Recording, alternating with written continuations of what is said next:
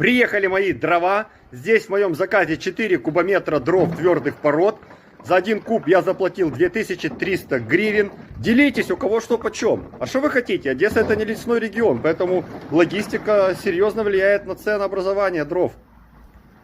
Приехали мои дрова. Здесь в моем заказе 4 кубометра дров твердых пород. За 1 куб я заплатил 2300 гривен. Делитесь, у кого что почем. А что вы хотите? Одесса — это не лесной регион, поэтому логистика серьезно влияет на ценообразование дров.